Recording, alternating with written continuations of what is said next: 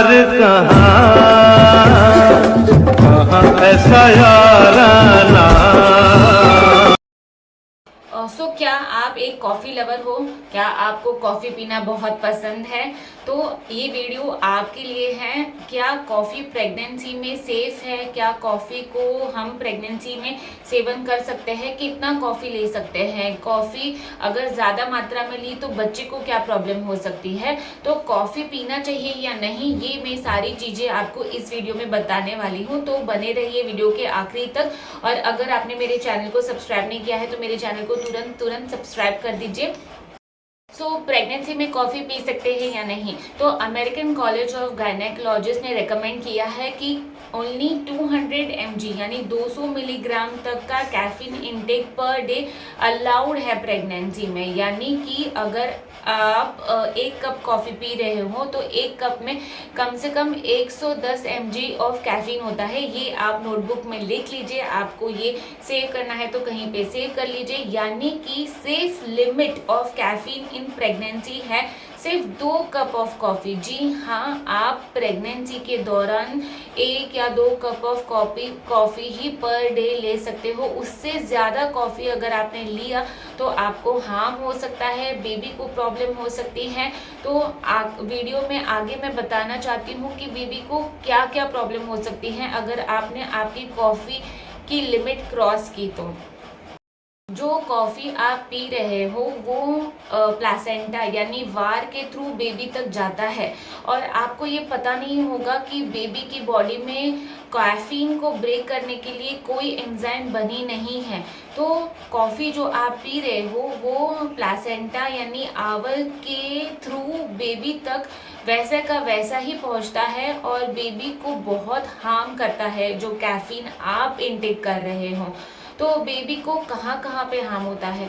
अगर आपने कॉफ़ी का सेवन हद से ज़्यादा पहली तिमाही में किया है यानी फर्स्ट ट्राइमेस्टर में किया है तो आपके मिसकैरेजेस के चांसेस जो है वो बहुत ही बढ़ जाते हैं। जो साइंस जो कहता है कि रिसर्चर्स ने जब रिसर्च किया था उन्होंने 1000 महिलाओं को फर्स्ट तिमाही में कॉफ़ी पिलाई थी। उसमें से 100 महिला यानी 10% लेडीज़ को मिसकैरेज हुआ था। तो कॉफ़ी अगर आप अपनी लिमिट से ज़्यादा पीते हो पहली तिमाही में तो मिसकैरेजेस के चांसेस होते हैं। अगर आगे चल के आपने कॉफ़ी का सेवन कम नहीं किया तो आपका बेबी का वज़न बहुत कम होता है, IUGR बेबी होता है, बेबी की ग्रोथ वहीं पे स्टॉप हो जाती है और कभी कभी आपको प्री टर्म डिलीवरी यानी आपकी जल्दी डिलीवरी भी हो सकती है। कैफीन आपके बॉडी में होने की वजह से ज़्यादा कैफीन बच्चे के ब्रेन में अक्यूमुलेट हो जाता है और बच्चे का जो ब्रेन डेवलपमेंट है वो बाकी बच्चों से थोड़ा डीले हो सकता है। और ये आपको बच्चे के जन्म के बाद ही पता चलेगा, जब भी आपका बेबी जब डेवलपमेंटल जो माइलस्टोन्स होते हैं बच्चे के वो थोड़े लेट होने लगेंगे तभी आपको पता चलेगा कि बेबी थोड़ा डेवलपमेंट में वीक है। लेकिन आप उससे कोरिलेट नहीं कर पाओगे कि आपने इतनी कॉफ़ी पी थी इसलिए आपके बेबी को ये प्रॉब्लम हुआ है।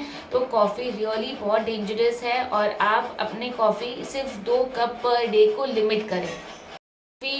बच्चे के ब्रेन को तो अफेक्ट करता ही है यानी fetal brain is affected, but बच्चे के हार्ट को भी अफेक्ट करता है क्योंकि एक्सेसिव कैफीन लेने से कैटेकोलामाइन्स जो है ये एक केमिकल्स होते हैं जो बेबी की बॉडी में बढ़ जाते हैं जिससे कि बेबी की जो ब्लड सप्लाई करने वाली नसें होती है वो थोड़ी सी सिकुड़ जाती हैं और बेबी तक ऑक्सीजन जो पहुंचने वाली नस होती है वो सिकुड़ने की वजह से बेबी के हार्ट में भी ऑक्सीजन ठीक से नहीं पहुंचता है और बेबी की हार्ट रेट भी बढ़ जाती है।